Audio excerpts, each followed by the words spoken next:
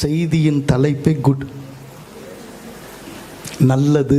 சொல்லுங்க, செய்தியின் தலைப்பு என்னது? நல்லது. ஸ்கூலில் நான் படிக்கும்போது நல்ல மார்க் வாங்குவேன். அப்போ நல்ல மார்க் வாங்கும்போது அந்த பேப்பர் வரும் அல்லது நோட் புக்கில் காட்டுவாங்க. அதில் வரும்போது டிக் பண்ணியிருப்பாங்க. நான் பக்கத்துலேயே நிற்பேன். எல்லோரும் டிக் பண்ணிட்டு போனாலும் கூட நான் வாத்தியாரே பார்த்துட்டு அப்படி நிற்பேன். எதுக்கு அப்படின்னா அவருக்கு குட் போடணும். எனக்கு குட் போட்டால் உடனே சந்தோஷம். என்னமோ நான் தான் பிரைம் மினிஸ்டர் மாதிரி அந்த நிமிஷத்தில் குட் அப்படின்னு. சில முசுடு வாத்தியாருங்க இருப்பாங்க, அவங்க டிக் படா அப்படின்வாங்க. சார் டிக் தான் படா அப்படின்ட்டுருவாங்க. வேறு வழி இல்லை, யாருக்கும் தெரியாமல் நானே குட் போட்டுக்குவேன். இப்படி சிரிச்சிட்டீங்க? இதெல்லாம் செஞ்ச ஆளெல்லாம் இங்கே நிறையா இருக்குது. மார்க்கையே திருத்தலாம் இருக்கு. ஆனால் ஒரு பெரியவர் தான் செஞ்ச காரியத்துக்கு தானே குட்டு போட்டால் அது எப்படி இருக்கும்? தான் செஞ்ச காரியத்துக்கு தானே குட்டு போட்டால் அது எப்படி இருக்கும்? வாங்க, ஆதியாகமத்தில் 1வது அதிகாரத்தில் முதல்ல ஒருத்தர் குட் போட்டார். அவர் நம்ம வாத்தியார் இல்லை, வாத்தியாருக்கெல்லாம் வாத்தியார், படைப்பாளிக்கெல்லாம் அவர் தான் படைத்தவர், உலகத்தில் உள்ள எல்லாருக்கும் அவர் தான் பெரியவர், அவரே குட்டு அப்படி சொல்கிறார். ஆதியாகமம் 1வது அதிகாரம் 4ஆம் வசனத்தில், வெளிச்சம் நல்லது என்று தேவன் கண்டார், வெளிச்சத்தையும் இருளையும் தேவன் வெவ்வேறாக பிரித்தார். வெளிச்சம் நல்லது, லைட். தேவனுடைய பார்வையில் எப்பொழுது வெளிச்சம் வந்ததோ அப்பொழுதுதான் உலகம் அடையாளப்படுத்தப்பட்டது. ஆழத்திலே இருள் இருந்த போது பூமியானது ஒழுங்கின்மையும் வெறுமையுமாய் ஏன் பாயிருக்கு? ஏன் படைச்ச அந்த பூமி ஏன் ஒழுங்கின்மையும் வெறுமையுமாய் இருக்கு? அதுக்கு ஒரே ஒரு காரணம். அந்த காரணத்தை யாராலும் சரி பண்ண முடியாது, அந்த காரியத்தை யாராலும் சரி பண்ண முடியாது. ஆனால் ஒருவர் ஒரே ஒரு வார்த்தையில் வெளிச்சம் உண்டாக கடவது என்று சொன்னார். வெளிச்சம் உண்டாயிற்று. சூரியன் இல்லை, சந்திரன் இல்லை, நட்சத்திரங்கள் இல்லை. அப்போ அந்த வெளிச்சம் எங்கிருந்து வந்திருக்கும்? உலகத்திற்கு ஒளி கர்த்தர் தான். பரலோகத்துக்கு நம்ம போகும்போது பரலோகத்தில் சூரியன் இல்லை, சந்திரன் இல்லை, நட்சத்திரங்கள் இல்லை, கர்த்தரே அதற்கு வெளிச்சம். கர்த்தரே அதற்கு வெளிச்சம். இந்த உலகம் ஏன் இப்படி இருக்கிறது? டிஸார்டர். ஏன் ஒரு கேன்சர்? டிஸார்டர். அந்த டிஷ்யூல ஒரு டிஸார்டர், ஒரு சின்ன அணுவில் டிஸார்டர். அது எல்லாமே மாற்றிடுது, எல்லாத்தையுமே சாப்பிட்டுருது. இந்த உலகம் ஏன் இப்படிப்பட்ட நிலைமையில் இருக்கு? அதுக்கு என்ன வழி? எப்படி செய்யணும்? இந்த உலகத்தில் நான் வாழணும் அப்படின்னா இந்த உலகம் எதுவும் நல்லாவே இல்லை. இந்த உலகத்தில் இருக்கிற ஒவ்வொன்றும் டிஸார்டராக இருக்கு.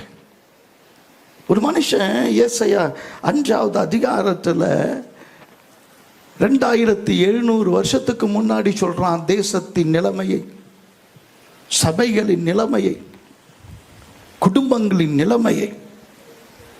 அந்த தேசத்தின் நடுவிலே வாழ்கிற அந்த மக்கள் தாங்கள் மாத்திரம் வாழ வேண்டும் என்று நினைக்கிறவர்கள். எனக்கு கவனிச்சா போதும், நீங்க ஒரு 10 காரியம் கடகடன்னு சொல்றான். அது என்ன? இன்னைக்கு இந்தியாவின் மிகப்பெரிய பிரச்சனை என்ன தெரியுமா? 140 கோடியில் அந்த மக்கள்கிட்ட எவ்வளோ பணம் இருக்குதோ அந்த பணம் உலகத்தில் 70 கோடி மக்கள் 50% எவ்வளோ பணம் இருக்குதோ அந்த பணம் 2 பேர்கிட்ட இருக்கு. அந்த 2 பேர் அதை வச்சு என்ன சாப்பிட போகிறான்? இல்லை கரைச்சி குடிப்பானா? இல்லை அவன் பிள்ளைங்கள்லாம் எத்தனை காலங்கள் அதை பண்ண முடியும்? எத்தனை லட்சம் கோடி? ஒரு 100 பணக்காரங்க தான் 90% பணத்தை இந்தியாவில் இருக்கிற பணத்தை வைத்திருக்கிறாங்க. 90% அதிகாரங்களை 3% வைத்திருக்கிறாங்க. தான் மட்டும்தான் வாழணும், மற்ற எக்கேடு கட்டாலும் பரவாயில்ல. வயலோட வயல் சேர்க்கணும், வீட்டோட வீடு கட்டணும், அதுதான் அவங்களுடைய காரியம். இன்னைக்கு ஏழை ஏன் ஏழையாக இருக்கிறான்? ஏன் நிறைய பேர் ஒரு வேளை கூட சாப்பிட்றதுக்கு வழி இல்லாமல் இருக்கிறாங்க? ஏன் இவ்வளோ கஷ்டப்படுறாங்கன்னா, பணக்கார கும்பல். இன்னொரு வார்த்தை சொல்ல போனால், ஆசை பிடிச்ச, பேராசை பிடித்த ஒரு கூட்டம். இந்த உலகம் டிஸார்டர் ஆயிடுச்சு. இன்னொரு பக்கத்தில் நிதானம்தான் வாழ்க்கை, ஆனால் தடுமாறுகிறதை வாழ்க்கையாக நினச்சிட்டாங்க. நான் நிதானமாகவே இருக்கக்கூடாது. காலையில் எழுந்திரிச்சிலேருந்து ராத்திரி வரைக்கும் என்ன பண்ணணும்? குடிச்சிக்கிட்டே இருக்கணும். மனைவி என்ன பாடுபடுறா, பிள்ளைங்க படித்து இதுங்களாம் படிக்கலையே, அந்த பிள்ளைங்களுக்கு படிக்கிற காசை போய் சாராய கடையில் கொடுக்குறேனே, நான் என்ன படித்தேன், நான் என்ன மனுஷன், நான் யார், நான் ஏன் பண்ணி மாதிரி வாழ்கிறேன் அப்படின்னு நினைக்கல. தான் வாழணும், தான் மட்டும் சந்தோஷமாக இருக்கணும், தான் மட்டும் குடிக்கணும், தான் மட்டும் சாப்பிடணும், தான் மட்டும் கண்ட இடத்துல போய் படுத்துக்கணும். அங்கேருந்து நேராக வந்தோன்னே மனைவியை பார்த்த உடனே வர்றதெல்லாம் சந்தேகம். ஏன்னா இவர் தான் கையால் ஆகாத ஆளாக மாறிடுறாரா, உடனே சந்தேகம், குடும்பத்தில் பிரச்சனை, பிரிவினை. இன்னைக்கு இவ்வளோ மரணங்கள், இவ்வளோ விபத்துகள் பின்னாடி ஒரு சாராயம் அன்னைக்கு ஆரம்பிச்சது. இன்னொரு கூட்டம் இருக்கு, சம்பாதிக்கணும், நிறைய செலவு பண்ணி ஆட்டம் போடணும். அது இன்னும் சொல்ல போனால் அது களியாட்டுகளுக்கு பயன்படுத்துகிற. அந்த காலத்தில் கூத்து, இப்போ அது சினிமா கூத்து. ரொம்ப ஆழம், ஆழத்தின் மேலே என்ன இருந்தது? இருள் இருந்தது. என்ன ஆழம், டைரக்ஷன் என்ன ஆழம் தெரியுமா? அவர் நடிப்பு எவ்வளோ ஆழம் தெரியுமா? அப்புறமேல அவ கவர்ச்சி எவ்வளோ எவ்வளோ ஆழம் தெரியுமா? டீப்பான காதல் கதடா. டீப்பு எந்த அளவு டீப்புனா, நரகத்துக்கு போகிற வரைக்கும் டீப்பான காதல் கதடா. சும்மா இருக்கணும், உசுப்பேத்தி விட்டுறானுங்க. அது பக்கத்து வீட்டு இருக்கிற 3 வயசு பிள்ளைங்க 4 வயசு பிள்ளைங்க கையை வச்சுவிட்டு ஜெயிலில் இருக்கிறானுங்க. 70 வயசு 80 வயசு கூட தான் பிள்ளைய தூக்கி மடியில் வைக்க முடியல. ஏன்னா இந்த கன்றாவி டீப்பாக கொண்டு போச்சுல்ல, இந்த டீப்புக்குள்ளே உள்ளே போயிட்டான், வெளியே வர முடியல. என்ன கேடு கட்ட உலகம் பாருங்களேன். நான் இன்னைக்கு சொல்ல, நீங்களாம் ரொம்ப நல்லவங்க, நான் சொல்கிறேன் 2700 வருஷத்துக்கு முன்னாடி இப்போ சினிமா இல்லை, கூத்து இருந்தது.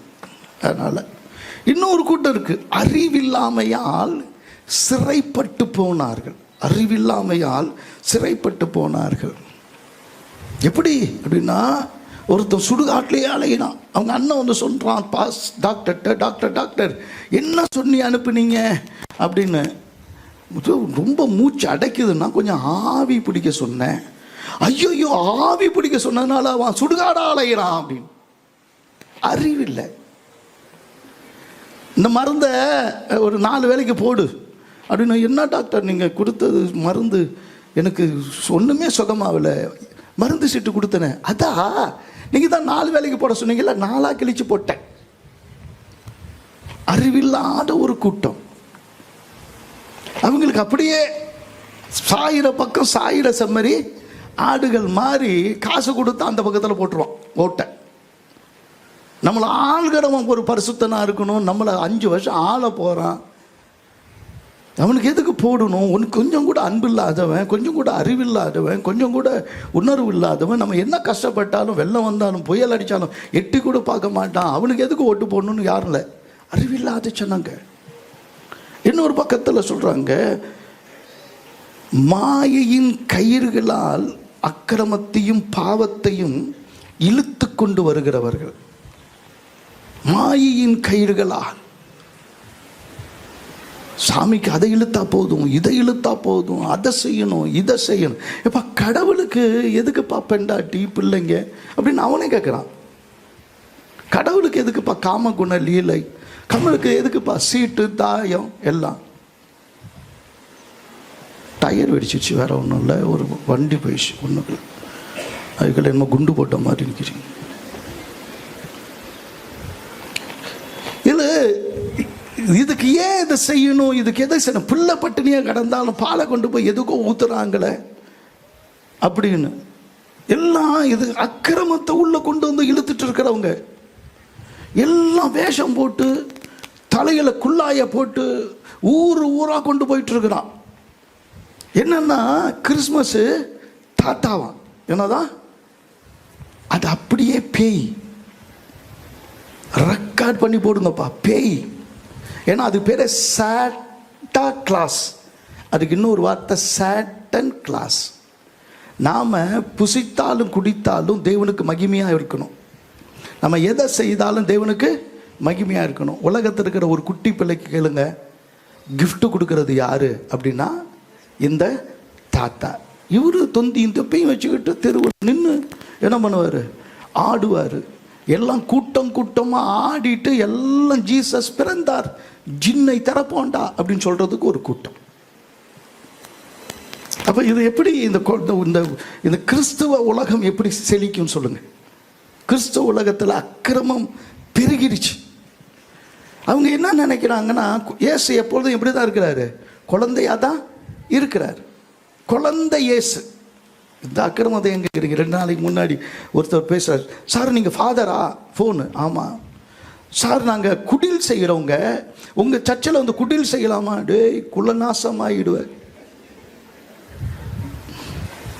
குடில் செய்யலாங்களாம். ஒரு குடியில் வந்து அந்த குடில் போய் பாருங்க, அப்படி என்ன தான் பண்றாங்க அப்படின்னு சொல்லிட்டு போய் பாருங்க. ஒரு அம்மா அப்பா 2 பேரும் கஷ்டப்பட்டு, அப்போ பிள்ளைங்கள்லாம் ரொம்ப கஷ்டப்பட்டு அங்கே தேடி இங்கே தேடி அந்த சிலையை கண்டுபிடிச்சு, இந்த சிலையை கண்டுபிடிச்சு, இந்த பொம்மையை கண்டுபிடிச்சு, அந்த பொம்மையை கண்டுபிடிச்சு, ஒரு மரத்தை எங்கேயோ வெட்டிக்கிட்டி கொண்டு வந்து அதுக்கு ஜோடிச்சு, அப்புறம் எல்லாத்தையும் கொண்டு வந்து வீடு, பெரிய பெரிய மாடி வீடெல்லாம் இப்போ குடிசை உள்ள இருக்கு. குடிசையெல்லாம் மாடி வீடு ஆகணும்னு இயேசு வந்தார். இப்போ பெரிய மாடி வீடெல்லாம் இப்போ குடிசை வீடாக என்ன பண்ணிருக்கு, அது கூட இல்லை, மாட்டு கொட்டாயாக இருக்கு. உண்மையிலே மாட்டு கொட்டாயாக இருந்தால் இன்னும் நல்லா சந்தோஷப்படுவேன். ஒரு தடவை நான் பட்னாவில் செய்தி கொடுக்க போனேன். செய்தி கொடுத்தோம்னா ஒரு இடத்துல ஆயத்தம் பண்ணி இருந்து, பாஸ்டர் வாங்க இந்த இடத்துல நம்ம செய்தி கொடுப்போம், அந்த மக்கள் நல்லா கேட்பாங்க அப்படின்னு போனால், சுத்தம் பண்ணினாங்க. சுத்தம் பண்ணி சுற்றி பார்த்தா எல்லாம் எருமை மாடு. அந்த எருமை மாடு நடுவில் தான் உட்காந்து நின்று நான் பிரசங்கம் பண்ணணும். கொஞ்சம் கூட வெக்கம் இல்லாமல் எல்லாம் என்னென்னமோ பண்ணுது. எல்லாம் ஒரே பூஜை தான். எல்லா வீட்டிலையும் கொண்டு வந்து இதை கொண்டு வந்து கட்டிட்டு ஆடு வைக்கிறான், மாடு வைக்கிறான், இப்போ நாய் வைக்கிறான், பண்ணி வைக்க மாட்டேங்கிறான். மற்றெல்லாம் எல்லாத்தையும் வச்சிடறான்.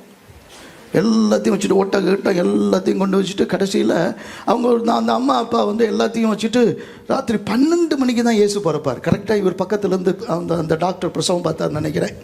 அதனால் இவர் கரெக்டாக 12 மணிக்கு தான் யார் பிறப்பா, இயேசு பிறப்பார். அதனால் கரெக்டாக காத்திருந்து பிள்ளைங்கள்லாம் எழுப்பு, தூங்குற பிள்ளைங்களையும் பிடிச்சி எழுப்பி விட்டு, டேய் எந்திரிங்க எல்லாத்தையும் எழுந்துடுங்க அப்படின்னு சொல்லிட்டு மாதா வச்சாச்சு, சூசபேரை வச்சாச்சு. அப்புறம் வந்த 3 ராஜாக்கள் வேறு எல்லாம் ஒன்றா வந்துவிட்டாங்க. ராஜாக்களே, அது இதில் இல்லாத ராஜாக்கள் கொண்டு வந்துட்டாங்க. அப்புறம் இடையர்கள் வந்துட்டாங்க. ஒருத்தன் கழுத்தில் அது பொம்மை எதோ இருக்குது, ஆடு இருக்குது, பொம்மை ஆடு இருக்குது, எல்லாத்தையும் கொண்டு வந்து வச்சுட்டாங்க. இப்போ அப்பா கேட்குறாரு, டேய் ஏசு எங்கடா அப்படின்னு கேட்குறாரு. கொண்டு வந்து வைக்கிறக்கு நடுவில் 12 மணிக்கு வைக்கணுமே, 12 மணி ஆயிடுச்சு. ஏசு எங்கடா, ஏசு எங்கடான்னு. ஏய் நீ வச்சிருக்கியா? இல்லையே. ஏய் நீ வச்சிருக்கியா? இல்லையே. ஏய் பாப்பா இங்கே வா, இங்கே வா, நீ ஏசு பார்த்த? இல்லையவே இல்லையே. அப்படி எங்கடா ஏசு போனிட்டு அப்படின்னா, இவர் எல்லா ஜாமானையும் எடுத்து வச்சு பொம்மையெல்லாம் வச்சு ஒரு பையில் வச்சு வாங்கிட்டு வந்தாங்கல்ல. அப்போ இந்த ஏசு இத்தினோண்டு தானே, அதில் ஒரு ஓட்டை இருந்திருக்கு. அந்த ஓட்டையில் விழுந்துட்டார் ஏசு. இப்போ ஏசு எங்கன்னு தேடிட்டு இருக்கிறாங்க. இது மாயையின் கயிறு. ஏசு எங்கன்னு தேடுறதுக்கு மாயையின் கயிறு. அவரு ஆதியும் அந்தமும் ஆடுவர், சேரக்கூடாத ஒளியில் வாசம் பண்ணுகிறவர். அவரு கொண்டு போய் குழந்தை இயேசு. இவங்க கேட்கறதெல்லாம் இத்தனோண்டு இயேசு கொடுப்பாராம். இத்தனோண்டு இயேசு, எலிக்குஞ்சு இயேசு. அது மாதிரி எலிக்குஞ்சு மாதிரி பாருங்களேன், நான் சொல்கிறது மாதிரி எலிக்குஞ்சு மாதிரி தான் வச்சுருக்கோம். வச்சுக்கிட்டு இதுதான் எனக்கு கொடுக்கும். நட்சத்திரங்களை தன் கையில் வைத்திருக்கிற ஆண்டவரை விட்டுட்டீங்கப்பா. நீங்கள் எதையோ பிடிச்சி என்ன பண்ணிட்டு இருக்கிறீங்க, வாழ்ந்துட்டு இருக்கிறீங்க அப்படின்னு சொன்னா அதுதான் எங்கள் சாமியார் என்ன பண்ணிட்டாரு சொன்னார். சிலுவையில் அறைய வேண்டியது இயேசுவல்ல, நம்மளை இல்லை. யாரை தான் அறையணும்? நீங்களே சொல்கிறீங்க, நீங்கள் தான் மாட்டிக்கிங்க. அக்கிரமத்தின் கயிறுகளால் வீட்டுக்கு என்னென்னமோ செஞ்சுட்டு வர ஒரு மக்கள் கர்த்தரினுடைய ஆலோசனையை உதறி தள்ளிவிட்டார்களாம். இன்னொரு கூட்டம் இருக்கு, தீமையை நன்மை என்றும் இருளை வெளிச்சம் என்றும் கசப்பை தித்திப்பென்றும் சாதிக்கிறவர்கள். அவன் சொன்னான்னா அது அப்படியே கேட்கணும், அப்படியே கேட்கணும். என்ன ஏதுன்னு என்ன பண்ணக்கூடாது, கேட்கக்கூடாது. சாமி நைட்டில் அப்படியே புறப்பட்டு வரும் கேட்கணும். சாமிக்கு இந்த நாளில் கல்யாணம் கேட்கணும். சாமியை இந்த நாளில் குதிரையில் ஏறி வர போகிறார் கேட்கணும். இந்த நேரம் நல்ல நேரம் இல்லை கேட்கணும். இப்போ இந்த நேரம் தான் கல்யாணம் பண்ணுற நேரம், இந்த கேட்கணும். எல்லாம் சட்டையை அவுத்துட்டு அப்படியே இறங்குடா, நெருப்புலனாலும் அப்படியே இறங்குவான். ஒரு நாள் இதுக்கெல்லாம் ட்ரைனிங். எதுக்கு போகிறதுக்கு? ட்ரைனிங். எல்லாத்தையும் கேட்டிருக்கிற ஒரு கூட்டம், நம்மை சுற்றி இருக்கிற கூட்டம் எப்படிப்பட்டதாக இருக்கிறது அப்படின்னா, ஏசாயா 5வது அதிகாரம் 23ஆம் வசனத்தில் 21ஆம் வசனத்தில் வாசிங்க. தங்கள் பார்வைக்கு ஞானிகளும் தங்கள் எண்ணத்துக்கு புத்திமான்களுமாய் இருக்கிறவர்களுக்கு ஐயோ. தங்கள் எண்ணத்துக்கு அவர்கள் எப்படி இருக்கிறாங்க? புத்திமான்கள். எல்லாம் படிச்சிருக்கிறாங்க. கல்லும் பேசுவாங்க, மண்ணு பேசுவாங்க, இந்த பொம்மை பேசுவாங்க அப்படின்னு பேசுன்றான், சொல்லுச்சுன்றான், கனவுல வந்தாருன்றான். ஆனால் எல்லாரும் நம்புங்க, நம்பித்தான் ஆகணும், நம்பணும். சாராயத்தை குடிக்க வீரரும் மதுவை கலந்து வைக்க பராக்கிரமசாலி. அதில் கலந்து இப்பெல்லாம் கலப்பு சாராயன்றான். அன்னைக்கே கலந்துருக்கிறான் பாருங்க, கலந்து காக்டெயில் அதுக்கு பேர். இது கலந்தா அது கலந்தா அந்த அப்படி ஜிவ்வுன்னு ஏறும். ஜிவ்வுன்னு ஏறுறது ஒன்று இருக்கு, கட்டிச்ச உடனே ஜிவ்வுன்னு ஏறும். கொண்டு போய் நல்ல பாம்பை கட்டி வச்ச வேண்டியதான், ஜிவ்வுன்னு ஏறும். சொல்லிட்டு பரிதானத்துக்காக, அல்லது பரிதானம்ன்றது வார்த்தைனால லஞ்ச பணத்துக்காக குற்றவாளியை நீதிமானாக தீர்த்து நீதிமானின் நியாயத்தை அவனுக்கு விரோதமாய் புரட்டுகளுக்கு ஐயோ. ஏங்க இவங்கெல்லாம் இவ்வளோ சொல்லும்போது, நீங்கள் நல்லா கவனிங்க, இவங்களை எல்லாம் இவ்வளோ சொல்லும்போது உண்மை ஒரு நாள் கசக்கும். சிலருக்கு உண்மை சொன்னால் அந்த உண்மை வெளிச்சத்துக்கு வரும்போது கசக்கும். நன்மை எது, தீமை எது என்பதை சரியாய் அறியலைன்னா இது ரெண்டுலையும் போட்டு குழப்பமாக இருந்தால் அங்கே வெளிச்சம் இல்லை. ஒரு தடவை அறிஞர் அண்ணா லண்டனுக்கு போனார். ஒரு நல்ல ஆங்கில புலமை பெற்றவர். அங்கே இருக்கிறவங்க, அந்த காலேஜில் இருந்த ப்ரொஃபஸர்ஸ் அவரை பார்த்து கேட்டாங்க, what is the difference between complete or finished அப்படின்னு கேட்டாங்க. கம்ப்ளீட்னா தெரியுமா, ஃபினிஷ்னா தெரியுமா? கம்ப்ளீட்னா தெரியுமா, ஃபினிஷ்னா தெரியுமா? எனக்கும் ஒழுங்காக தெரியாது, விட்டுருங்க, கொஞ்சம் கவனிங்க. அவர் சொன்னார், ஒரு பையன் நல்ல வேலைக்கு வந்துட்டான், நல்ல கனவோடு இருக்கிறான், ஒரு நல்ல குணசாலியான ஒரு பொண்ணை பார்த்து கல்யாணம் பண்ணுறான் அப்படின்னா அவன் வாழ்க்கை கம்ப்ளீட். அதுவே வேற மாதிரி அமைஞ்சிடுச்சு, ஃபினிஷ்டு. அந்த பொண்ணு இவன் இன்னொரு பொண்ணோட இருக்கிறத பார்த்துட்டா கம்ப்ளீட்லி ஃபினிஷ்டு. புரிஞ்சுதா புரியலையா உங்களுக்கு? பாருங்க, நான் சொல்லாமலே உங்களுக்கு கம்ப்ளீட்டும் புரியுது, நீங்க எவ்வளோ பெரிய ஆளு, ஃபினிஷ்டும் புரியுது, எல்லாமே புரியுது. இந்த நன்மை தீமை ரெண்டையும், வெளிச்சத்தையும் இருளையும் அவர் என்ன பண்ணிட்டாரு? பிரித்தார். இருளை என்ன பண்ணாரு? பிரித்தார். கர்த்தருக்கு ஸ்தோத்திரம். அதனால் தேவனுக்கு மகிமை உண்டாகட்டும். அதை பிரிக்கிறது இயேசு ஒரு காரியத்தை செய்தார். யோவான் 8ஆம் அதிகாரம் 12ஆம் வசனத்தில் வரும்போது, யோவான் 8ஆம் அதிகாரம் 12ஆம் வசனத்தை வரும்போது, மறுபடியும் இயேசு ஜனங்களை நோக்கி, நான் உலகத்துக்கு ஜனங்களுக்கு ஒளியாயிருக்கிறேன். என்னை பின்பற்றுகிறவன் இருளிலே நடவாமல் ஜீவ ஒளியை அடைந்திருப்பான் என்றார். கர்த்தருக்கு ஸ்தோத்திரம். ஏன் மறுபடியும் இயேசு? இதுக்கு முன்னாடி இயேசு என்ன பண்ணிட்டு இருந்தான்னா, ஜனங்கள் நடுவில் உட்கார்ந்து உபதேசம் பண்ணி கொண்டிருந்தார். அப்ப அவரை எப்படியாவது குற்றம் கண்டுபிடிக்கிறதுக்காகவே சிலர் இருப்பாங்க. இந்த அதாவது பரிசேயரா அல்லது பரிகாசக்காரரா தெரியாது. இவங்க துன்மார்க்கருடைய ஆலோசனைப்படி நடந்தா பாவிகளுடைய வழியில நிற்ப, பரியாசக்காரனா மாறி நீ செஞ்சது உனக்கு என்னன்னு தெரியாது, நீ மற்றவங்களெல்லாம் என்ன பண்ணுவ, குற்றவாளியா பரிகசிச்சுட்டு உட்காந்துருப்ப. இயேசுவையே குற்றவாளியா தீக்கணும்.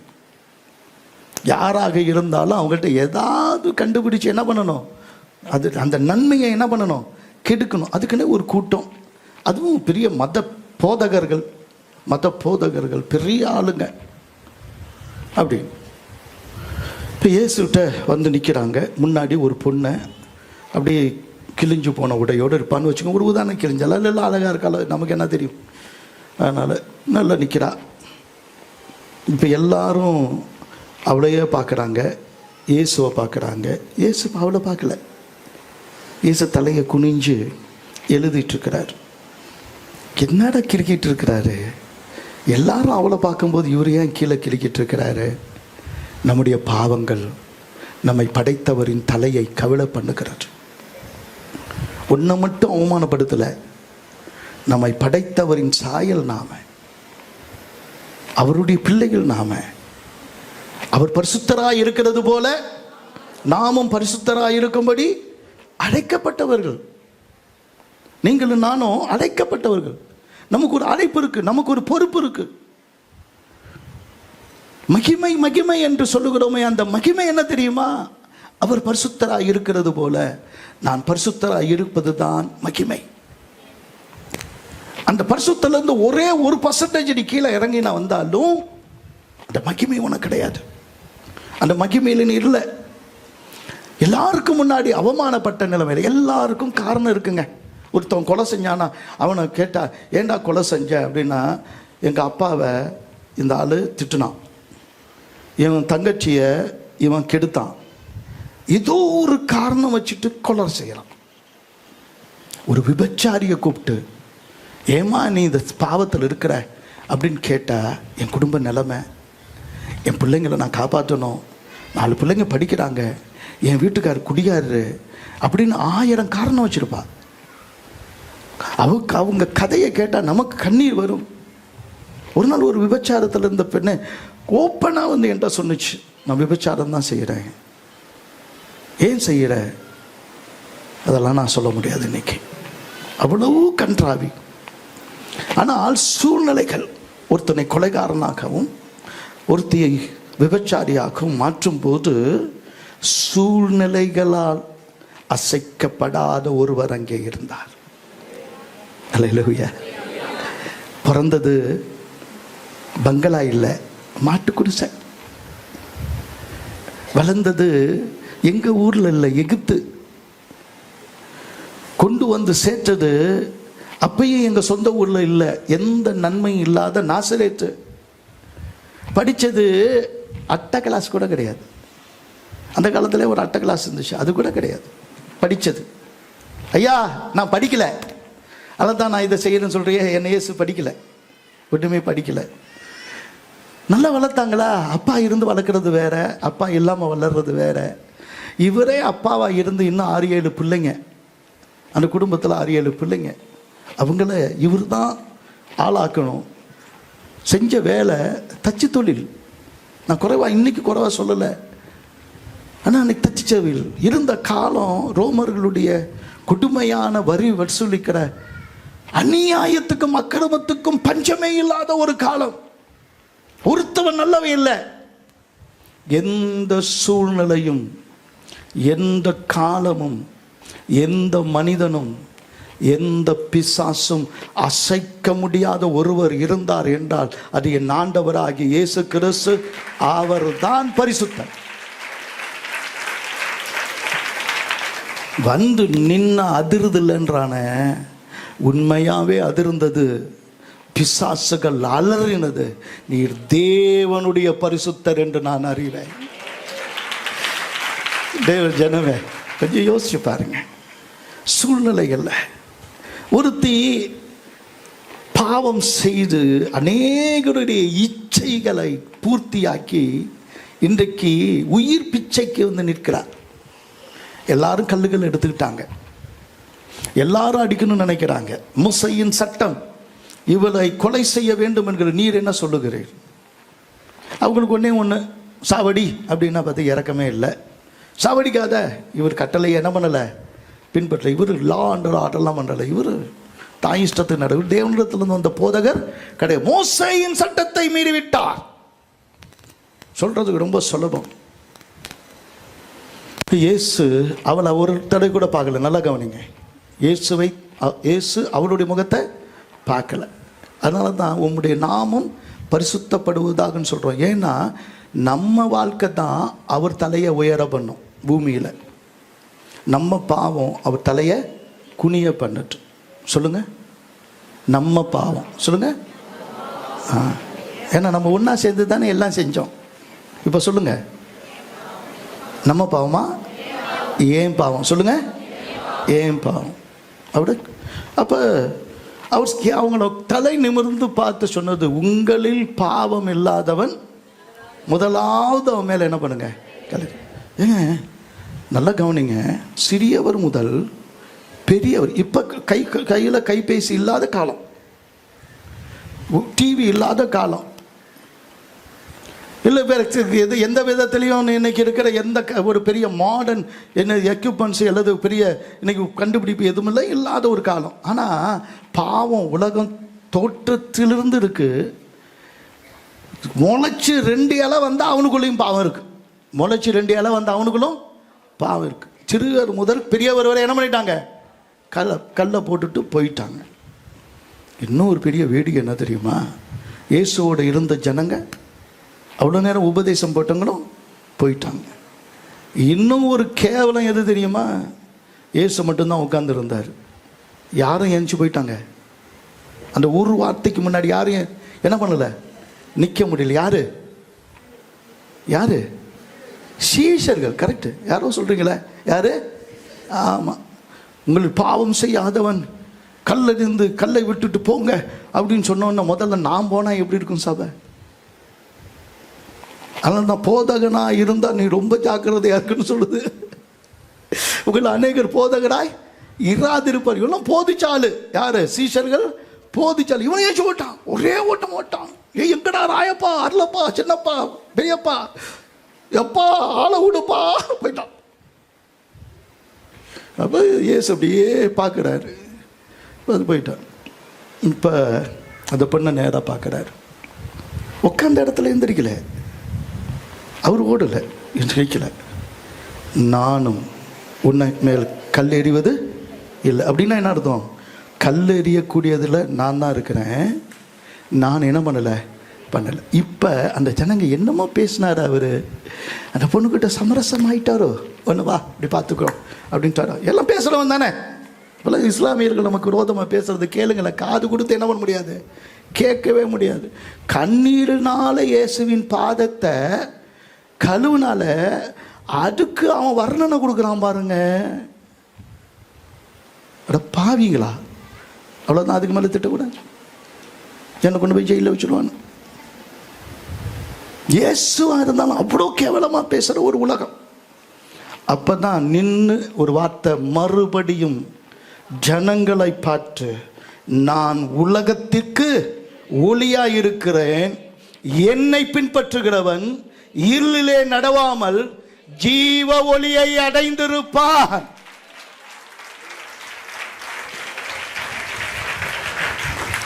வெளிச்சம் எங்கிருந்து வந்தது? வெளிச்சம் எங்கிருந்து வந்தது? தேவன் படைத்த உலகத்தில் வெளிச்சம் இருந்தது. ஒன்று இல்லாமல் ஆண்டவர் ஒன்றை உன்னிடத்தில் கேட்க மாட்டாரு. உன்ட என்ன நற்குணம் இல்லை, உன்னிடத்தை பார்த்து நீ பரிசுத்தமா இரு ஆண்டவர் கேட்டல. உன்னை படைக்கும் போதே தேவ சுபாவம், தேவ சாயல், தேவனுடைய ரூபம் உனக்குள்ளே கர்த்தர் வைத்திருக்கிறார்.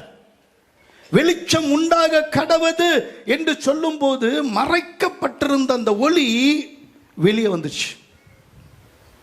இருள் எங்க இருக்கு?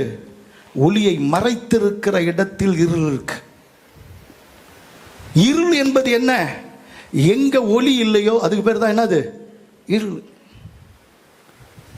அந்த இருள் அங்க இருக்கும் போது ஆண்டவர் ஏன் முதல்ல வெளிச்சத்தை கொண்டு வந்தார்? ஏன் அதுக்கு நல்லதுன்னு சொன்னாரு? நன்மை அப்படின்னு சொல்லும் போது இந்த உலகத்தில் அதுக்கு என்ன இருக்கு? ஒன்று இருக்கு ஆப்போசிட்டா. அது என்னது? தீமை. சொல்லுங்க, தீமை. இன்னைக்கு எல்லா தீமைக்கும் பண ஆசை தான் எப்படி இருக்கு? வேறா இருக்கு. அதனால தான் தீமை. நீ உலகத்துக்காக வாழ்றியா?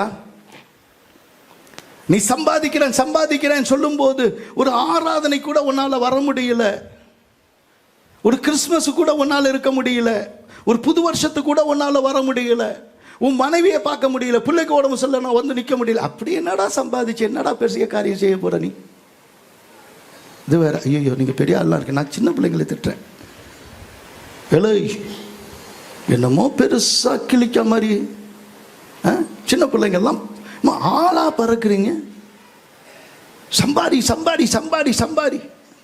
என்ன என்ன குடும்பம் என்ன நடத்துறீங்க? இந்த பாருங்க, பணம் நமக்கு எஜமான் இல்லை. ரொம்ப டேஞ்சரஸ் எது தெரியுமா? பிசாசையும் பணத்தையும் வச்சா உலகத்தில் எது அதிகமாக தெரியுமா தீமை செஞ்சுது? பிசாஸ் இல்லை, பணம். நான் சொல்றது உங்களுக்கு புரியுதா உனக்கு?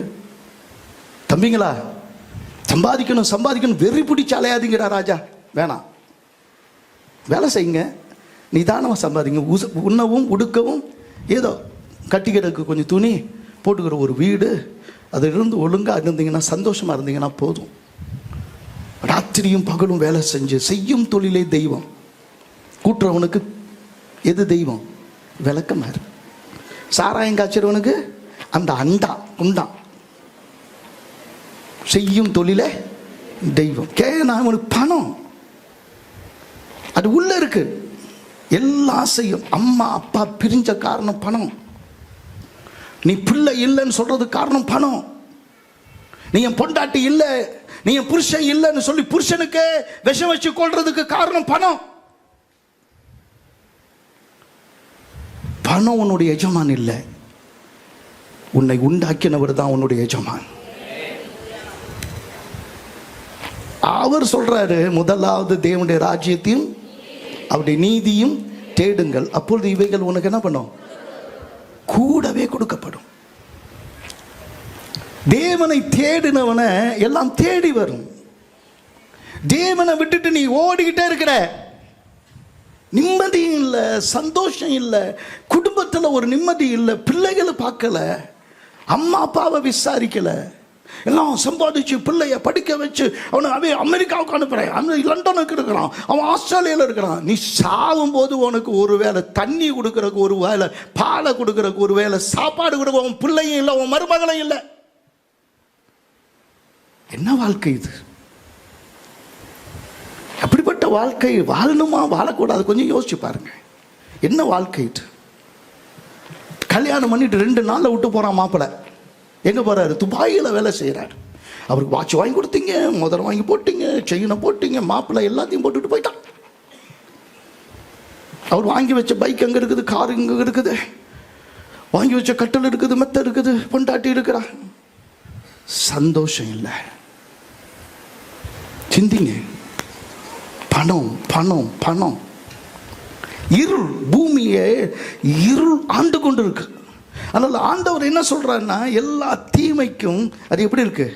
வேறாயிருக்கு. என் ஜனங்கள் வேதத்தை அறியாததினால கெட்டு போகிறார்கள். இந்த வசனத்தை தேடுறதுனால என்ன பண்றாங்க? அவங்க கெட்டு போகிறாங்க. இன்னைக்கு வேதத்தை ஆராய நேரம் இல்லை. 25 வருஷம் ஆச்சு. ஒரு 99 நான் வேலையை விட்டேன். ஒரு பைசா இல்லை. இந்த சர்ச்சு கட்டணத்தில் 2 லட்ச ரூபா கடன் இருந்தது. 2 லட்ச ரூபா கடன் இருந்தது. எனக்கு ஒரு பெரிய காரியம் எனக்கு தெரியாது. நான் ஒன்றும் எங்கள் குடும்பத்தில் படித்த குடும்பத்தில் நான் வரல, அதாவது பைபிள் படித்த குடும்பத்தில் உள்ள எங்கள் முன்னாடி பின்னாடி யாரும் இல்லை. ஆனால் கர்த்தருக்கு ஸ்தோத்திரம், இந்த வசனத்தை கால்களுக்கு தீபமாய் பாதைக்கு வெளிச்சமாய் மாற்றினேன். இந்த வசனத்தை பின்பற்றினேன். இன்னைக்கு 1000 பேருக்கு நான் சொந்தக்காரனாக இருக்கிறேன்.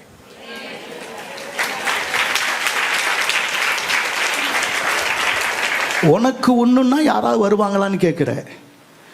எனக்கு ஒன்றுன்னா எத்தனை பேர் வருவீங்க? தெரியாம கிட்டம்பா, ஆண்டவரே என்னை மன்னியும். எனக்கு ஒன்றுன்னா என்ன வருவீங்கன்னு கேட்டேன். அதை விட ரொம்ப மோசமாக இருக்கு. சரி வேணாம் விடு, ஏதோ எங்கெங்கே என்னன்னா என்ன மேலே அன்பு உள்ள குடும்பம் உலகம் எங்கும் இருக்குது. உலகமெல்லாம் என்ன பண்ண இருக்குது. ஆனால் உங்களால் தானே நாங்கள் நல்லா வாழ்கிறோம். உங்கள் வார்த்தையை கேட்டு தானே நாங்கள் ரசிக்கப்பட்டோம். உங்கள் சந்தோஷம், நீங்கள் தான் எங்கள் வாழ்க்கையில் கல்யாணம் பண்ணி வச்சிங்க, எல்லாமே பண்ணி வச்சிங்க அப்படி சொல்லி ஆயிரக்கணக்கான பேருங்க என்ன பண்ணுறாங்க, உலகம் எங்கும் இருக்கிறாங்க. கர்த்தருக்கு ஸ்தோத்திரம். ஒரு நன்மை எனக்கு குறைவுபடலை. இல்லையா? கல்யாணம் 7ஆம் தேதி வச்சுருக்கிறேன். ₹1 கல்யாணத்துக்கு இல்லை. ஒரு தங்கச்சி வந்து இப்போ ஒன்று கண்ணி ஏதோ கொடுத்துச்சு, என்னன்னு பார்க்கல. நான் ஒரு குட்டி பிள்ளை வந்து இது கல்யாணத்துக்குன்னு ஒன்று கொடுத்துச்சு. அதுதான் இப்போ போய் பார்க்கணும் என்ன தான் கொடுத்துருக்கேன்னு. ₹1 வச்சில்லை. எனக்கு தெரியும் கர்த்தரை தேடுறவனுக்கு ஒரு நன்மையும். சொல்லுங்கள், கர்த்தரை தேடுறவனுக்கு 7ஆம் தேதி வந்து பாருங்கள். வந்து பார்க்குறீங்களா? 7ஆம் தேதி வந்து பாருங்க. என்ன வருவீங்களே? அப்போ குடும்பம் தானே வருவீங்களே? குடும்பமாக வரல, எல்லாம் குடும்பமாக வரும். நம்ம குடும்பம் இது, நம்ம குடும்பத்து விசேஷம்.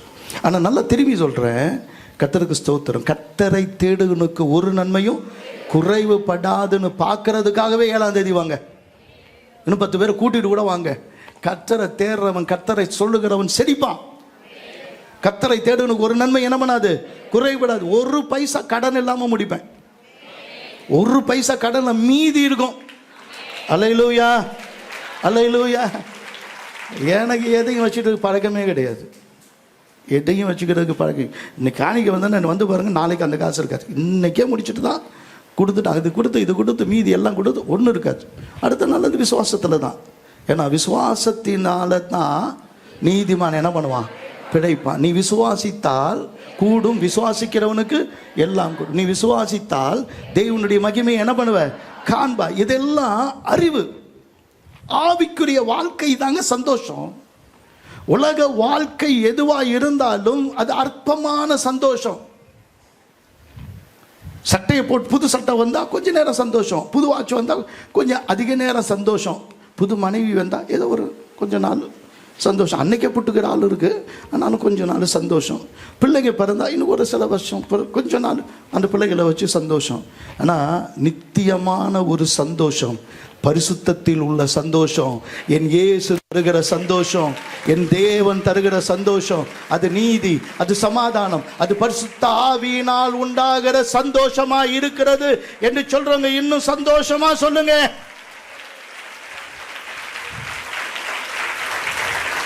ஏன் வெளிச்சம் நல்லது என்று கர்த்தர் சொல்லுகிறார்? ஏன் வெளிச்சம் நல்லது என்று கர்த்தர் சொல்லுகிறார்? அந்த பிள்ளைய பார்த்து சொல்றாரு, நீ என் பின்னாடி நடந்தா நீ என்ன பண்ணுவ, ஒளியில் நடப்ப. இன்னைக்கு நாம ஏதோ வழி தெரியாம நடக்கிறவங்க மாதிரி நடக்கக்கூடாது. இருள் என்பது ஆழத்தில் இருந்தது, ஆழத்தின் மேல் இருள் இருந்தது. அந்த ஆழம் என்பது வேற எங்கேயும் இல்லை, உன் இருதயம். உன் இருதயத்தில் இயேசு இருப்பாருன்னா நீ துக்கமா இருக்க முடியாது. இயேசு இருப்பாருன்னா அவருடைய பிரசன்னம் உன்னோடு இருக்குமானா நீ குறைவா இருக்க முடியாது. நீ பலவீனமா இருக்க, பலவீனனும் தன்னை என்ன பண்ணுவான், பலவான் என்று சொல்லுவான். ஐஸ்வர்யானா எப்படி கொண்டா விட வறியவனை ஐஸ்வர்யானா அவர் என்ன பண்ணுவாரு, மாற்றுவாரு. பலவீனரை பலவானாய் மாற்றுவாரு. இல்லாதவைகளை இருக்கவைகள் போல அவர் என்ன பண்ணுவாரு, அழைக்கிற தேவன். ஆனா ப்ராப்ளம் எங்க இருக்குன்னா, எப்பயோ யாரோ உன் நாத்தனாரு உன் கல்யாணத்து அன்னைக்கு என்ன பேசுனா தெரியுமா, சொல்ல முடியாது. அவ கையில கிடைச்சா இப்ப கொன்னே போட்டுருவேன். செத்து 30 வருஷம் ஆச்சு. சொல்லுங்க, செத்து எத்தனை வருஷம் ஆச்சு? இப்போ வரைக்கும் என்ன இருக்குது உள்ள? பழி, பகை, வெறி. இல்ல உங்க அம்மா என்ன சொன்னா? செத்து, எங்க அம்மா செத்து 5 வருஷம் ஆச்சு, மரமே முளைச்சிட்டு இருக்கு. இப்பயும் சொல்லு, அது நான் விட மாட்டேன். போ கல்றையில் உள்ள போய் சண்டை போடு போ. இன்னைக்கே நீ போ, நானே அடக்கம் பண்றேன் போ. இனிமேல என் பக்கத்தில் படுக்கக்கூடாது. அப்போ ரோட்டில் போய் படுத்துக்கலாமா? மரியாதை போயிடும். பக்கத்தில் படுக்கக்கூடாது, கீழே படு. அப்படியே தப்பி தடி படுத்தா இந்த பக்கத்தில், அவன் அந்த பக்கம்னா இவர் இந்த பக்கம், அந்த பக்கம் அது அந்த பக்கம், நடுவில் ஒரு பெரிய தண்ணி. இல்லைன்னா கிடைக்கவே கிடைக்குது 2-3 குட்டிங்க. எது பெத்த குட்டிங்க? இது பெத்த குட்டிங்க. 2 பேருக்குள்ள பேச்சுவார்த்தை. டேய் உங்கள் அம்மாட்ட சொல்லு நான் ஆஃபீஸ் போகிறேன்னு. அப்பாட்ட சொல்லு இன்னைக்கு மறிக்கட் போகிறேன், எனக்கு காசு வேணும்னு சொல்லு. அம்மா அப்பா, இந்த குட்டிங்க படுற பாடு இருக்கு பாரு. என்னப்பா, செல்போனை தடவறான். அது என்னடா தோண்டிக்கிட்டே இருக்கிறீங்க, உள்ள என்னடா போயிட்டே இருக்குது, ஒண்ணுமே புரியலையேம்மாப்பா. அப்பா என்ன தான் இருக்கு, ரொம்ப நிறைய புதுசாக கண்டுபிடிச்சிட்டு இருக்கிறான். இவர் சந்தோஷன்றது ஓப்பனாக சொல்ல போனா, சாப்பிட்றது, தாம்பத்திய வாழ்க்கையில் கொஞ்சம் சந்தோஷம் இருக்கு, எல்லாம் விட்டுட்டு பேச மாட்டேன். என்ன கேள்வி கேட்டேன், நீ சபைக்கு வந்து திருவிருந்து எடுக்கிற, உன்னால் மன்னிக்க தெரியல, மறக்க தெரியல. அந்த நேரம் வரைக்கும் சாட்டையால் அடித்து காரி துப்பி எல்லாம் பண்ணிட்டு சாவர நேரத்தில் கூட எங்கேயாவது தப்பி தவறி கசப்பு வந்துடக்கூடாதுன்னு பிதாவே இவர்கள் செய்வது இன்னதென்று அறியாமல் என்ன பண்ணுறாங்க? சரி, அதை கூட பண்ணிடலாம். ஒருத்தன் காட்டி கொடுத்தானே, ஒருத்தன் துரோகி, அவனுக்கு என்ன பண்ணுறது? அவன் காட்டி கொடுத்தானே நண்பனே. என்ன சொன்னார்? நானும் அந்த ஏறி முதல்ல அவனை கொண்டுவிட்டு தான் அடுத்தது என்ன பண்ணி இழுப்பேன். அது ஒரு காலத்தில். ஆனால் ஏசு அப்படி பண்ணலையே. நண்பனே, முத்தத்தினாலயா காட்டி கொடுத்த, கசப்பை வைக்கலையே. ஒரு குடும்பத்தில் டீப்பாக கசப்பு இருக்கு அப்படின்னு நம்ம சொல்லிட்டோன்னா எல்லாம் அங்கே அங்கேயும் முழிக்குது. எனக்கு பெரிய பிரச்சனை இப்போ வரப்போகுது இன்னும் கொஞ்ச நேரத்தில். நீ ஏதோ போட்டு கொடுத்துட்ட, அதனால தான் நேராக அண்ணன் என்னையே காட்டி என்ன பண்ணிட்டு இருக்கிறாங்க, பேசுகிறாங்க. என்ன ஆக போகிறேன்னு நானே எனக்கு தெரியல. எப்பா நீங்கள் காப்பாற்றுங்கம்மா. என்னப்பா அப்படின்னா கசப்பு? உன் மனைவி தானே, உன் மனைவியில் அன்பு கூறும் தானே பைபிள் சொல்லுது. உன் கணவரில் கீழ்ப்படிங்கன்னு தானே சொல்லுது. அவங்க இருவராயிடாம போய் கீழே போய் படு, வெளியே போய் படு. பைத்தியங்களா? தேவ சமூகத்தில் குடும்பமாக வாழ்றது தாங்க சந்தோஷம். டீப்பு உள்ள என்ன இருக்குன்னு தெரியல, யாருக்கு தெரியும்? ஏன் கசப்பு வெறுப்பை வச்சுக்கிட்டு ஒரு பொறுப்பு இல்லாமல் வாழ்றீங்க? ஆழத்தில் இருள் இருக்கு, எல்லா தீமையும் எங்கேயோ இருக்கு. மனைவியில் அன்பு கூறும்போது, கணவரில் அன்பு கூறும்போது, கிடைத்த இறைவன் மேல அன்பு கூறுறீங்க. புருஷ மனைவி அன்பு கூறுறத கர்த்தர் பார்க்கிறாரு, சந்தோஷப்படுறாரு. பிரிஞ்சிருக்கிற குடும்பத்தை பார்க்கும்போது என் இயேசு தலை குனிந்து இருக்கிறார். நான் தான் என் சமூகத்தில் இந்த பிள்ளைங்க ஒன்று சேர்க்கப்பட்டாங்க. 2 பேர், இன்னும் 2 பேரா இல்லை, எனக்கு 2 பேர் என்ன இருக்கிறாங்க, ஒன்றா இருக்கிறாங்கன்னு சொன்னது நான் தான். ஆனால் அவங்க ஒன்றா இல்லையே. அப்போ டீப்பா உனக்குள்ள யாரோ விதைச்ச காயம், யாரோ உன்னை எங்கேயோ பார்த்து பேசும்போது உன்னை அவமானமா ரொம்ப மோசமா திட்டாங்க, அதே மனசுக்குள்ளேயே வச்சுட்டு இருக்கிற. இது பாருங்க, எண்ணம் தான் வாழ்க்கை. உன் எண்ணத்தில் சரியானினா எல்லாத்திலும் சரியாயிடுவேன். அதனால தான் தேவனை என்னை ஆராய்ந்து என்னை அறிந்து கொள்ளும், வேதனை உண்டாக்கும் வழி என்னிடத்தில் உண்டோ என்று பார்த்து நித்திய, சொல்லுங்க, நித்திய வழி, வேதனை உண்டாக்கும் வழி. உன்னுடைய ப்ரெஷருக்கு காரணம், உன்னுடைய டயபெட்டிஸ் காரணம், உன்னுடைய ஹார்ட் அட்டாக்கு காரணம் எல்லாம் எனக்கு இருக்குது. இது வேறு வம்பா போகுது. அதனால் எல்லாம் காரியங்கள், எத்தனை வியாதி, எத்தனை போராட்டம், பிரச்சனை அப்படின்னு வரும்போது அதுக்கு பின்னாடி சொல்கிற காரணம் உன்னுடைய கவலை. கவலை என் மேலே என்ன பண்ணுகிற, வைத்து விடு. உள்ள இருக்க வேண்டியது தேவ சமாதானம். தேவ சமாதானம் உடைய இருதயத்தை என்ன பண்ணணுமா? காத்துக்கொள்ளணுமா? தேவ சமாதானத்துக்கு எதிராக எந்த கருத்து இருந்தாலும் எடுத்து போடுங்க. ஆண்டவர் சொல்றாரு, இருளிலிருந்து வெளிச்சத்தை பிரகாசிக்க பண்ணின தேவனாய் இருக்கிறாரு. அப்ப இந்த ஒளி எங்க இருந்துச்சுன்னு நினைக்கிறீங்க? இந்த வெளிச்சம் எங்க இருந்ததுன்னு நினைக்கிறீங்க? பூமியில, தேவன் படைச்ச பூமியில தான் இருந்துச்சு. தேவன் உனக்குள்ள கொடுத்திருக்கிற கிருபை ஏராளம், உனக்குள்ள கொடுத்திருக்கிற மன்னிப்பு ஏராளம், உனக்குள்ள கொடுத்திருக்கிற பரிசுத்தம். ஏன்? அவருடைய சாயல். அதனால நான் அவருடைய பரிசுத்தம். புலிக்கு பிறந்தது பூனையாகாது. என் ஆண்டவருக்கு பேர் என்ன தெரியுமா? கர்த்தருக்கு ஸ்தோத்திரம். என் ஆண்டவருக்கு பேர் என்ன தெரியுமா? யூத ராஜ சிங்கம். ஜெயம் பெறுகிறது வாழ்க்கை. எவ்வளவு பெரியதாக இருந்தாலும் சிங்கம் ஒரு யானையை பார்க்கும்போது எப்படி தெரியுமா பார்க்கும்? நீ ஒரு ஆட்டை பார்க்கும்போது எப்படி பார்ப்பீங்க? நானா அந்த மட்டன் பிரியாணின்னு நினைப்பேன். நீங்கள் இவ்வளோ அமைதியாக இருக்கிறீங்களே. ரோட்டில் ஏதாவது ஒரு ஆடு வந்துடுச்சுன்னா இன்னைக்கு பிரியாணியா அப்படின்னு கேட்கிறேன். அப்போ என்ன அர்த்தம்? இது என்னவா பார்க்கும்? அது தன்னை விட 50 மடங்கு பெருசு, தன் பலத்தை விட 100 மடங்கு பெருசு. அது பார்க்காது. மத்தியானம் லஞ்சுக்கு என்ன கறி? யானை கறின்னு நினைக்கும். யானை என்னாக்கும்? கறி. சொல்கிறான், என் சத்துருவை சந்தோஷப்படாத. சொல்லுங்க, என் சத்துருவை சந்தோஷப்படாத. ஏய் பேய், ஏ பிசாசு, என்ன திரும்பி பார்க்குறீங்க? சொல்ல, நான் சொல்றது பிசாச சொல்றேன். ஏ பிசாசே, ஏ பேய, கவனி, ஏ சந்தோஷப்படாத.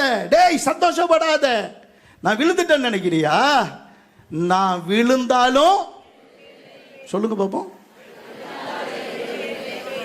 முக்காவாசி கை வயல்ல என்ன அர்த்தம்? சொல்லுமா மேல சொல்லுங்க. என்ன பார்த்து சொல்றீங்களா? யாரை பார்த்து சொல்றீங்க? ஏ பிசாச சொல்லுங்க. ஏ பிசாச உன் பக்கத்தில் தான் இருப்பான். இன்னும் உன்னை விட்டு போகல. இன்னைக்கு போகணும். ரொம்ப ஃப்ரெண்ட், மை டியர் ஃப்ரெண்ட் அப்படின்னு கை போட்டு இருக்கிற மாதிரி இருக்கு. சொல்லு, ஏ பிசாச, ஏ பேய, நான் விழுந்தாலும் என்ன பண்ணுவேன்? எழுந்திருப்பேன். அல்லேலூயா. நான் இருள உட்கார்ந்தாலும் இருங்க, நான் இருள உட்கார்ந்தாலும் சொல்றேன். என்ன சொல்றான்? இன்னைக்கு எத்தனையோ விதத்தில் நான் விழுந்திருக்கலாம். ஆனால் நான் இருள உட்கார்ந்தாலும் கர்த்தர் என்னை சுற்றிலும் எப்படி இருக்கிறாரு? எத்தனை என்னை சுற்றிலும் எப்படி இருக்கிறாரு? சொல்லுங்க, கையை உயர்த்தி சொல்லுங்க. என்னை சுற்றிலும் எப்படி இருக்கிறாரு? நல்லா சொல்லுங்க. என்னை சுற்றிலும் எப்படி இருக்கிறாரு? நான் வெளிச்சத்துக்கு வருவேன். என் மேல அந்த மகிமை இறங்கும், என் மேல அந்த மகிமை இருக்கும். எத்தனை பேர் ஆமென்னு சொல்றாங்க? சந்தோஷமா சொல்லுங்க. ஹalleluya. ஓ ஹalleluya. ஓ ஹalleluya. ஹalleluya. ஹalleluya. நீ எழும்புவேன்னு சொல்லிட்டா. எழுப்புதல் தேவ சாயல். எல்லா பறவைகளும் கீழே பறக்கும் போது ஒரு பறவை மட்டும்தான் மேலே பறக்குது. அதுக்கு கொடுத்த அது கிருபையே மேலே பறக்கிறதுக்கு தான். அந்த மகிமை என்பது ஒரு கழுகுக்கு கொடுத்தது எல்லாத்துக்கும் விட என்ன பண்ணணும்? மேலே பறப்பதற்கு. தேவனுடைய பிள்ளையை எல்லாத்தை விட நீ மேலே வரணும். நீ கீழே இருக்க கூடாது. உன்கிட்ட இல்லாததை உன்னை ஆண்டவர் சொல்லல. உன்னிடத்திலிருந்து ஆண்டவர் ராஜாக்களை தோன்றுவார்கள் என்றாரு. அல்லேலூயா. உன்னை பேர் சொல்லி என்ன பண்ணிருக்கிறேன்? அழைச்சிருக்கிறேன். சகல ஜனத்தை பார்க்கணும். உன்னை நான் என்ன பண்ணுவேன்? மேன்மைப்படுத்துவேன்றாரு. இருள் பூமியை என்ன பண்ணும்? மூடும். காரிருள் ஜனங்களை என்ன பண்ணும்? மூடும். கர்த்தர் உன்மேல் உதிப்பார். கர்த்தருடைய மகிமை உன்மேல் காணப்படும். சொல்லுங்க, கர்த்தருடைய மகிமை என் மேல் காணப்படும். கர்த்தருடைய மகிமை என் மேல் காணப்படும். உலகத்தில் எல்லாத்திலும் தேவன் தமது மகிமையை வச்சிருக்கிறார். ஒரு வசனத்தை சொல்றேன் பாருங்க. ஏசாயா 6:3 சொல்லப்பட்டிருக்கு. கர்த்தருக்கு ஸ்தோத்திரம். அந்த வசனம் சொல்லுது, ஒருவரை ஒருவர் நோக்கி சேனைகளின் கர்த்தர் பரிசுத்தர், பரிசுத்தர், பரிசுத்தர், பூமி அனைத்தும் அவருடைய மகிமையினால் நிறைந்திருக்கு. பூமி அனைத்தும் அவருடைய மகிமையால் நிறைந்திருக்கிறது என்று கூப்பிட்டு சொன்னார்கள். சத்தம் போட்டு சொல்றாங்க. கவனிங்க, தேவன் நான் கர்த்தர், நான் பரிசுத்தர். கர்த்தரால் சொல்ல முடியுது, நான் கர்த்தருடைய பிள்ளை, நான் பரிசுத்தத்தின் பிள்ளை. தேவனுக்கு மகிமை உண்டாகும். உன் நினைவை நீ கண்ட்ரோல் பண்ண தெரிஞ்சிருக்கணும். உன் நினைவில் பாவம் வரும்போது, அக்கிரம சிந்தை வரும்போது, தேவனை நீர் என்னை ஆராய்ந்து அறிந்து கொள்ளும், வேதனை உண்டாக்கும் வழி என்னிடத்தில் உண்டோ என்று பார்த்து நித்திய வழியில என்ன பண்ணும், நடத்தும். என் வாயின் வார்த்தைகளும் என் இருதயத்தின் தியானமும் உமக்கு முன்பாக பிரியமாயிருக்கணும். சொல்லுங்க. பரலோகத்தில் ஏன் அவங்க இருக்கிறாங்க? எப்பொழுதும் கர்த்தர் பரிசுத்தர், பரிசுத்தர், பரிசுத்தர். இந்த பூமி முழுவதும் அவருடைய மகிமையினால் நிறைந்திருக்கிறது. நீ துக்கத்தால் நிறைந்திருக்க வேண்டியவை இல்லை. நீ தூக்கமின்மையினால் நிறைந்திருக்க வேண்டிய அவசியம் இல்லை. நீ வியாதியில நிறைந்திருக்க வேண்டிய அவசியம் இல்லை. நீ கடன் பிரச்சனையில நிறைந்திருக்க வேண்டிய அவசியம் இல்லை. அவருடைய மகிமையினால் தேவன் உன்னை மூடிக்கொண்டிருக்கிறார். இல்லாத ஒன்று ஆண்டவர் சொல்லல. ஏன்னா நான் பிறக்கும் போதே தேவனுடைய சாயல்ல தான் என்ன பண்ணிருக்கிறேன், பிறந்திருக்கிறேன். ஒரு நாட்டினுடைய பிரஜை என்று எப்பொழுது சொல்லுவாங்க அப்படின்னா, நான் அந்த நாட்டில பிறந்திருந்தால். இன்னைக்கு இந்த சபையில் வந்திருக்கிற ஒவ்வொருவரும் தேவனால் பிறந்தவர்கள், மறுபடி பிறந்தவர்கள், பரலோக ராஜ்யத்தின் அந்த மகிமையான பிரஜா உரிமையை பெற்றவர்கள். என் ராஜா எப்படி இருக்கிறாரோ அப்படி நான் இந்த பூமியில் இருக்கிறேன். அதனால தான் அவரை பார்த்து சொல்றேன், பரலோகத்தில் செய்யப்படுவது போல இந்த பூமியில செய்யப்படட்டும். உங்களுடைய சித்தம் பரலோகத்தில் செய்யப்படுவது போல இந்த பூமியில் என்ன பண்ணட்டும், செய்யப்படட்டும். உங்க ராஜ்யம் என்ன பண்ணட்டும், வரட்டும். உங்களுடைய நாமம் மகிமைப்படத்தான் நான் இந்த பூமியில் என்ன பண்றேன், வாழ்கிறேன் என்று சொல்லுகிறேன். தேவனுக்கு மகிமை உண்டாகட்டும். கர்த்தருக்கு ஸ்தோத்திரம். உலகத்தில் இருக்கிற எல்லாத்துக்குமே ஒரு மீன் நீந்துவது தேவனுக்கு மகிமை. ஒரு பறவை பறப்பது தேவனுக்கு மகிமை. ஏன்னா அதை எதற்காக படைத்தாரோ அதை அவைகள் செய்கிறது. அவைகள் அதை என்ன பண்ணுது, செய்கிறது. எனவே அதனால தேவனுக்கு மகிமை உண்டாகிறது. ஒரு விதை முளைத்து மரமாகி அது கனி தரும் போது அது தேவனுடைய மகிமையாய் இருக்கு. சூரியன் உதிக்கும் போது, சூரியன் உதிக்கிறது வெளிச்சம் கொடுக்க. எனவே அது வெளிச்சம் கொடுக்கும் போது தேவனுடைய மகிமையை என்ன பண்ணுது, வெளிப்படுத்துது. காற்று வீசும் போது தேவனுடைய மகிமையை வெளிப்படுத்துது. பூமி சுழலும் போது தேவனுடைய மகிமையை வெளிப்படுத்துது. ஒரு பட்டு புழுவா இருந்தாலும் தன்னுடைய மாயையில மூடி கிடக்கிறத அந்த கூட்டை உடைத்து வெளியே வரும்போதுதான் அது பட்டாம்பூச்சியாய் மாறுகிறது. ஒரு கம்பளி பூச்சி கூட தன்னை சுத்தி இருக்கிற ஒரு மாய இருளை உடைத்து விட்டு வெளியே விரும்புகிறது. கர்த்தருக்கு ஸ்தோத்திரம். பக்கத்தில் இருக்குன்னு சொல்லுங்க, உன் கூட்டை உடைக்காத வர நீ இருள் தான் இருப்ப. உன் கூட்டை உடைக்காத வரைக்கும் சொல்லுங்க, உன் கூட்டை உடைக்காத, கை பிடிச்சி சொல்லுங்கப்பா, உன் கூட்டை உடைக்காத வரைக்கும் நீ கம்பளி பூச்சி தான். அதுக்காக கை எடுத்துறாத. இப்படி இப்படி இப்படி கம்பளி பூச்சி இல்லை, அது கம்பளி பூச்சி தான். உன் கூட்டை உடைச்சிட்டா நீ வண்ணத்து பூச்சி. அல்லேலூயா, அல்லேலூயா. கர்த்தருக்கு ஸ்தோத்திரம். தேன் தான் உன்னுடைய உணவு, மகரந்த சேர்க்கை தான் உன்னுடைய பலன். ஆண்டவர் சொல்றாரு, உன்னை படைச்சதுக்கு ஒரு நோக்கம் இருக்கு. நீ பலுகி பெருகி பூமியை நிரப்பி நான் பரலோகத்தை ஆளுகை செய்கிறது போல இந்த பூமியில அரசாளுவதற்காக, ஆளுகை செய்வதற்காக உன்னை படைச்சிருக்கிற. ஆமென், அல்லேலூயா. கர்த்தருக்கு ஸ்தோத்திரம். ஒரே ஒரு வசனத்தை வாசிச்சு முடிக்கலாம். கர்த்தருக்கு ஸ்தோத்திரம். 2 கொரிந்தியர் 4:6 வாசிக்கும் போது, 2 கொரிந்தியர் 4வது அதிகாரம் 6ஆம் வசனத்தை வாசிக்கும் போது, இருளில் இருந்து, அப்படித்தானே, இருளில் இருந்து வெளிச்சத்தை பிரகாசிக்க பண்ணின தேவன். சொல்லுங்க, இருளில் இருந்து வெளிச்சத்தை பிரகாசிக்க சொன்ன தேவன் இயேசு கிறிஸ்துவின் முகத்தில் உள்ள தமது மகிமையின் அறிவாகிய ஒளியை தோன்ற பண்ணும் பொருட்டாக எங்கள் இருதயங்களில் பிரகாசித்தார். எங்கள் இருதயங்களில் பிரகாசித்தார். இன்னை வரைக்கும் ஒரு பெரிய ஆச்சரியம் என்ன தெரியுமா? ஒரு நாத்திகன் கூட இயேசுவை கெட்டவரும் சொல்ல மாட்டான். சிலது மனுஷனே இல்லை அவங்க சொல்லுவாங்க. ஏன்னா ஒரு மனுஷனாக பிறந்த எங்கள் உலகத்தில் எந்த மூலையில் இருந்தாலும் இயேசு நல்லவர்னு சொல்லுவாங்க. ஏன் நல்லவர் அப்படின்னு சொன்னால், விசுவாசத்தினால குருடன் பார்க்க வைக்க முடியும், குஷ்டரோகியை குணமாக்க முடியும். இந்த உலகத்தில் பரிசுத்தமாய் ஒரு மனிதன் என்ன பண்ண முடியும்?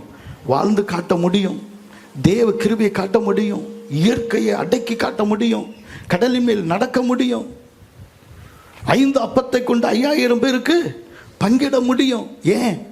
தேவ மகிமை அவர் மேல் இருந்தது. அந்த தேவ மகிமை இன்னைக்கும் அவர் மேல் இருக்கிறது.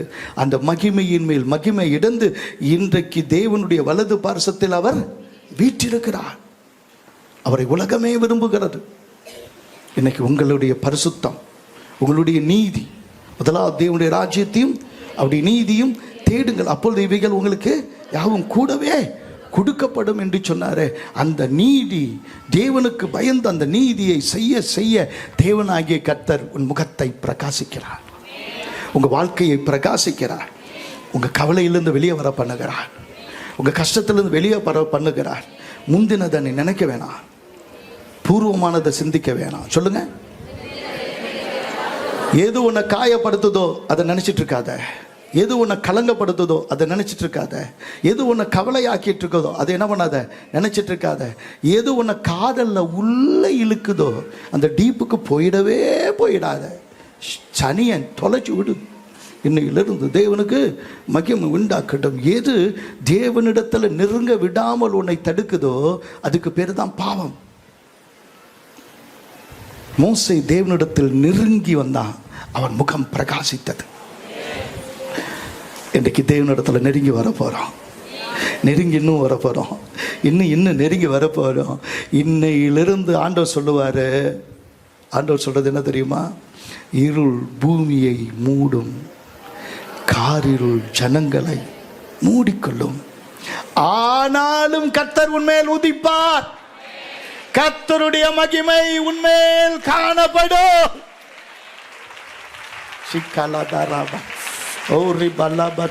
ஆவியானவர் உங்க வாழ்க்கையில் இருக்கிற கவலைகளை, போராட்டங்களை, கண்ணீரை, பிசாசின் கிரியைகளை, இருளின் அதிகாரத்தை எடுத்து போடுறாரு.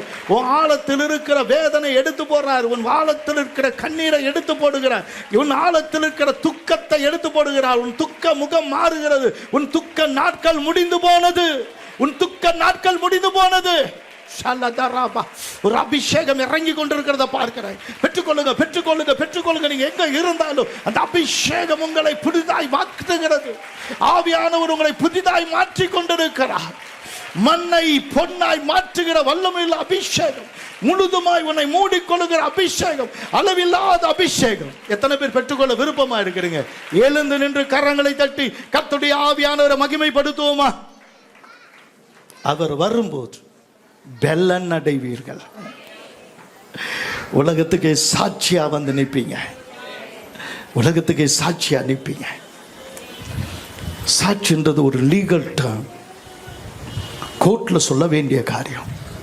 ஒரு நாள் எல்லாருக்கும் முன்னாடி ஒருத்தர் சொன்னா, நீர் என்னை எப்பொழுதும் கேட்கிறீர் என்பதை நான் அறிந்திருக்கிறேன், இப்பொழுதும் கேட்டல்லும் இதையெல்லாம் உடைய வார்த்தையின்படி தான் செய்தேன் என்று இவர்கள் அறிந்து கொள்ளும்படி இந்த பலியின் மேல உங்களுடைய அக்கினி என்ன பண்ணும், இறக்கும் என்று சொன்ன போது ஒரு அக்கினி இறங்கி வந்தது. அது பலியை முதலாவது எடுத்துக்கொண்டது. பிறகு நம்முடைய முயற்சி, மண், இந்த உலகம், கல்லு, மாறாத குணங்கள் எதுவும் அக்கினிக்கு முன்பதாக இல்லை, சாம்பலாக்கினுச்சு. ஜனங்க கர்த்தரை தேவன் என்று அறிந்து கொண்டாங்க. கர்த்தருக்கு விரோதமாய் இருக்கிற உன்னை பலியாய் அர்ப்பணிக்கும் போது கர்த்தருக்கு விரோதமாய் இருக்கிற தண்ணீரை நக்கி போட்டது. அக்கினிக்கு அப்படியே ஆப்போசிட் தண்ணீர். அந்த தண்ணீர் இல்ல, உனக்கு ஆப்போசிட்டா இருக்கிறது, உனக்கு விரோதமா இருக்கிற உன் பட்சத்தில் வருவார்கள். சபையை எழும்பு, எழும்பு சீயோனே, உன் வல்லமையை தரித்துக்கொள். வானத்தை கிடித்து இறங்கி வல்லமையாய் இறங்கி வாரும் என்று சொல்லும் போது உன்னை சாட்சியாய் நிறுத்தத்தக்கதாக பரிசுத்தத்துக்கும் நீதிக்கும் உண்மைக்கும் கர்த்தருடைய வசனத்துக்கும் பரிசுத்த ஜனத்துக்கும் சபைக்கும் சாட்சியாய் நிறுத்தத்தக்கதாக ஒரு அக்கினி இப்பொழுது என் மேலே இறங்கட்டும் என்று சொல்லி கரங்களை தட்டி கர்த்தரை மகிமைப்படுத்துவோமா?